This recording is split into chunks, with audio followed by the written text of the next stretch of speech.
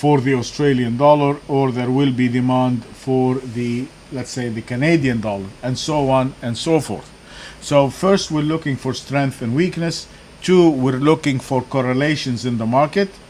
3, we are going to identify what we call the reference points. And the reference points are what you see here on the radar screen under what it says the long point, the short point, and the structural long and the structural short. Once we identify these points, this means that above a long point we are going to be buyers, below a short point we're going to be sellers. The structural long means that you have a trend change to the upside, then now the market is trending up. A structural short means that the market now is trending lower, and now we are going to be short. Okay, so what this does, it gives us the long point and the structure point. They give us specific entry points, and then we identify the stop for our position, whether long or short, and we enter them in this what we call the radar screen. The ones that have our software, this is a proprietary software, but if you have it, I will send you this radar screen. You can one click and import it. If you don't have the software, it is okay. All what you have to do is create a spreadsheet and put you're going to buy above the dollar CAD above 103.50, and you're going to sell it below this, and you will see that the numbers sometimes are the same, but these are your entry points and your exit points. The way we developed our software is that to make our life easy, and it allows us to search much faster in identifying the entry and the exit points. Okay, so with that, let's go now and start our work, and we're gonna start looking first thing at the US dollar, which again is the key currency, and we look at the weekly chart, and as you can see that the dollar is still moving on the way down. One of our structure points or reference points is the 76.91, which is from the daily chart, and as you can see here that this is where the market opened. It sold off, it put in a new low, and it started coming back, and it closed the week at 77.26. This is the index, the dollar against all currencies. This is still negative. I mean, our bias to the dollar is still to the downside, but since I have this big range week, and after a big splash down and a big splash up, it ended in the middle basically doing nothing. It still is not. Now I have to look at the close, and this close over here is a big bounce up from the low of the week, which indicate that there might be some buying coming into the market, and I need to be cautious before I begin to initiate new short sells. Why? Because I have this pattern that indicate that there might be some buying coming in, or we might get some reversal to the upside. And it's not a trend change in the dollar by any means, but we might get some buying, and we have to be careful. Also, this is the daily chart for the dollar, and you can see that reversal that happened on Friday actually very clear. You can see that it sold off, came back in the prior yesterday, and it actually, the guys that were taking the course today, you can read that. That's called a bullish engulfing. It has basically traded below yesterday. It turned around and it rushed up, and it's now closing higher than the yesterday's range, and it's closing above the several days. So I'm taking this, Andrew, comparing it to this. Yes, for you. I'm comparing it to this and this. I'm comparing all these together. This here is a big reversal pattern on the daily, and it should lead at a minimum to a push up towards the 77.72. So right now, based on the daily chart, I actually have a buy signal on the dollar. Based on the weekly chart, I do have a strong neutral side, if you will, or a very weak. I mean, the negativity is based on the general trend, but the action last week is actually positive. So I have a confirmation of the positiveness on the weekly, and it's also on the daily. So now I am geared or prepared to actually be buying the US dollar. Okay? So the second currency that we're going to look at, which is affecting the dollar also, is the Japanese yen. And as you see, of course, we are at 2 all-time high. We have trading as high as we ever been, the yen.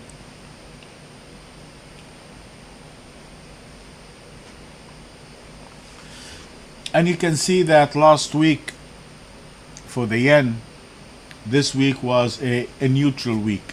It wasn't or isn't a, it's a neutral week. I mean, basically it's a nothing week as versus the Japanese yen.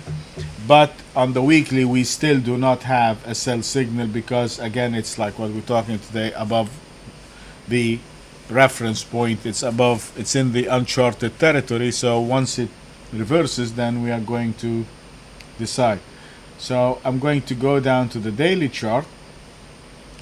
Now on the daily chart, guys, we have this big day here, which is on Friday, which is the exact opposite of what we have seen in the dollar. That is quite a negative pattern for the yen, and that for us, exactly as is here, is a low risk sell signal.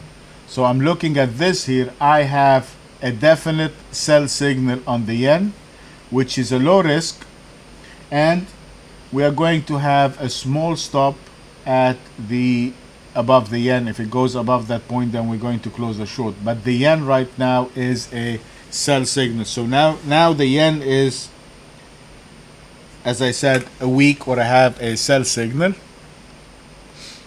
The other one we're going to look at is the euro dollar, and we're going to look at also the euro. And as you can see on the weekly chart, the euro looks pretty much like the yen, which is pretty much nothing. But look at this. You see this here? This is closing at 139.70. Even though it looks pretty much like the yen,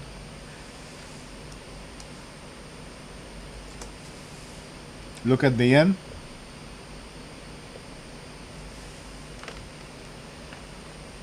See this, how this, but the placement of this bar in comparative to the one before it is very different than the placement of the same shape bar, this one, in compared to what's before it. So by just comparing two pretty much identical weeks as far as trading, with this that you see on the yen here is much weaker than the, I'm sorry, in the euro is much weaker than the yen. So I do have actually a double sell on the euro dollar. So I have, let's say, the yen is weak, but the euro is weaker. So that will be one of more. If I'm looking to choose something to sell, I'm looking to sell the weaker. So if I have a choice between the euro and the yen, my first choice because of the weakness is the yen. Then we're going to look at the Australian dollar.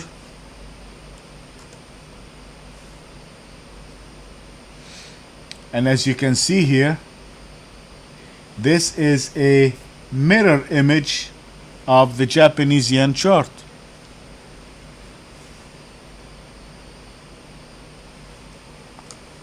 I'm gonna put the yen for you. You can't tell the difference. They're pretty much the same. But actually this here, the yen is actually stronger than the Australian dollar. It's pretty much both of them are strong, but it came back a little bit too much than the, what, Andrew? The euro is weaker than the yen, Andrew. Okay?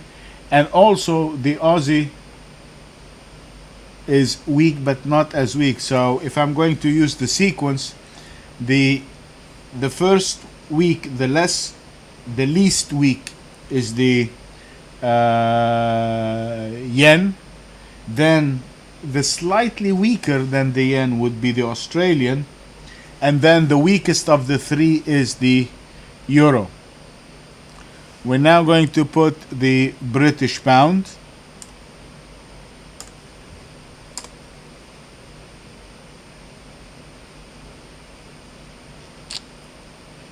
They are all looking the same. All of them. This is also a reversal. Again, this is a bigger picture, Andrew. So, in that context, the pound is also quite weak. Oops.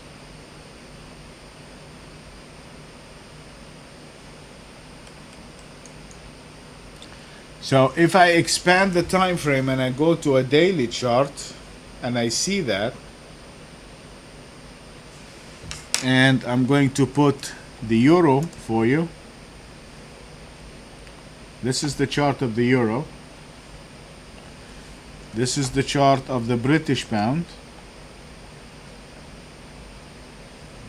That says to us that the British pound is the weakest now.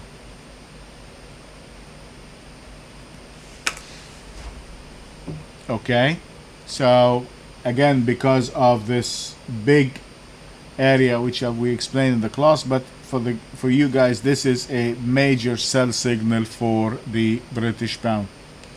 So we have now the weakest is the pound, and then the second weakest is the euro, then so weakest is the Australian dollar, and then the slightly one is the Japanese yen.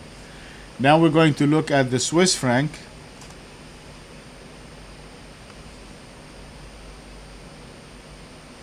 Swiss franc is very, look at this. That's extremely strong. Every time it sells off like this, it comes back, it sells off, it comes back. None of these are really a trend change. And the Swissie is pretty much closely related to gold. So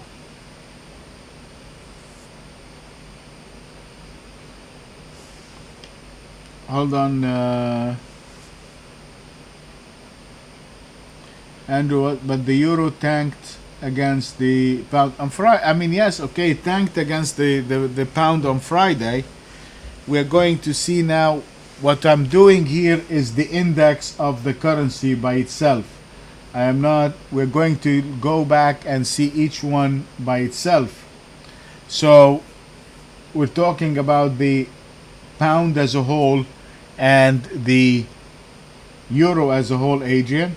And then we're going to say the weakest of the weak. Who is weak? Who are we going to bet one against the other?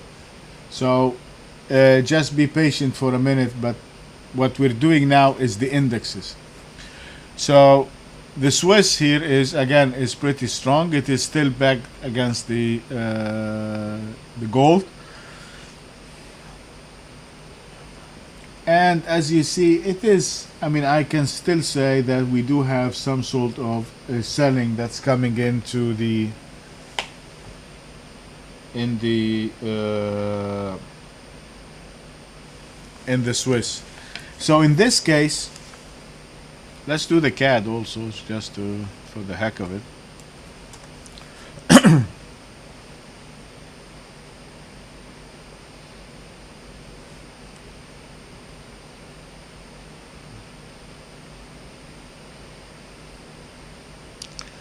This is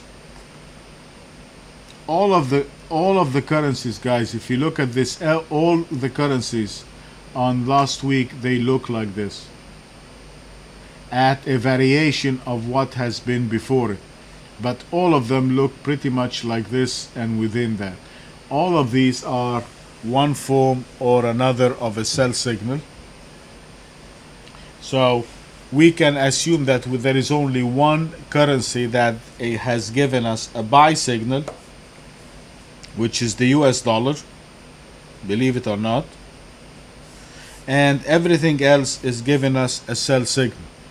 So the first one we want to sell against the dollar would be the British pound, followed by the euro, followed by the Aussie, and the Swiss, and the yen. So this means what? This means we're not going to sell the dollar Aussie, or we're not going to sell the dollar Swiss, or we're not going to sell the Aussie yen, the dollar yen. No, we are still going to look at selling them, but we are going to, if we're going to put one against the other, the first choices I have, based on the information we have at this moment, is buying the dollar this week. We don't want to be shorting the dollar this week, and we are going to try to buy it first against the pound and first against the euro, and then we're going to see if we have an entry point in the other strong ones, which is the yen, the Swiss, and the Aussie. And of course, believe it or not, we might have actually a better trade with the Australian and the Swiss and the yen, because they are the ones that traders have made the most money, and they will be the ones most scared to protect their money, so they will be jumping out or bailing out of their positions much earlier. Okay, so let's take a look at the gold. I don't have gold on this platform.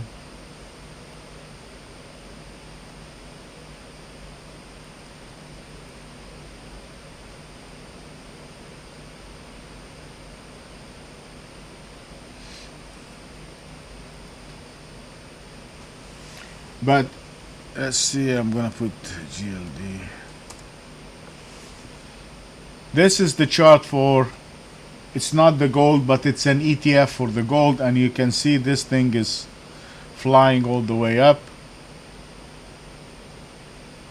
We did have some selling coming in on Friday, some profit taking, and this is also another confirming sign that we should be looking now.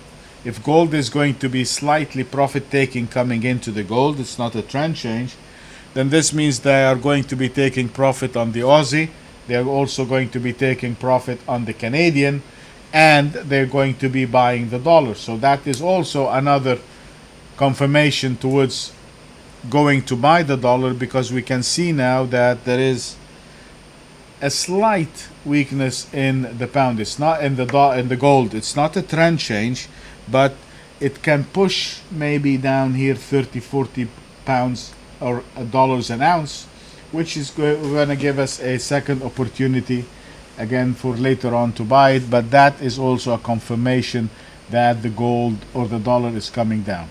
Okay, or sorry, the dollar, it should be a buy and going up. All right, so this is the summary of what we're going to do. We're going to be looking to be buyers of the dollar.